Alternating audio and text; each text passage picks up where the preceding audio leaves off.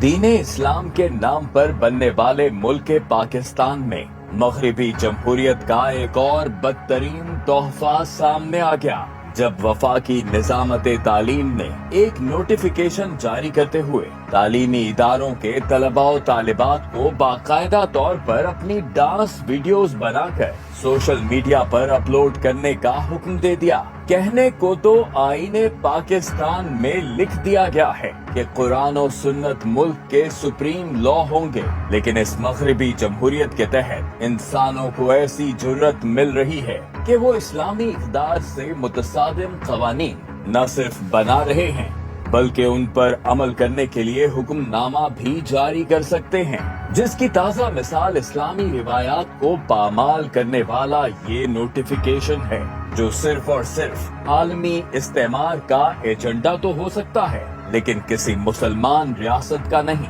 ये हैं जमहूरियत के वो हकीकी सम्राट जो आज हमारी नई नस्ल को दीनी इक़दार, नजरिया पाकिस्तान और बुनियादी इखलाकियात की तालीम देने के बजाय इखलाकी तौर पर तबाह करने के लिए मसरूफ अमल हैं। सवाल ये है कि क्या हमारे बुजुर्गों ने इस दिन के लिए लाखों कुर्बानियां देकर पाकिस्तान बनाया था? इसका जवाब है नहीं। हमारे बुजुर्गों ने दो कौमी नजरिए के तहत पाकिस्तान का मतलब क्या, ला इलाहा इल्लल्लाह की बुनियाद पर तहरीक आजादी में हिस्सा लिया था। वो पाकिस्तान को हकीकी मानों में एक ऐसी इस्लामी फलाही रियासत बनाना चाहते थे जहां वो इस्लाम के बताए हुए उसूलों के मुताबिक एक नेक, सालेह और पुरअमन मुआशरे की बुनियाद रख सकें। लेकिन फिर ऐसा क्यों हो रहा है? क्योंकि बैरूनी कुव्वतें पाकिस्तान को और खुसूसन नई नस्ल को उसकी बुनियादी असास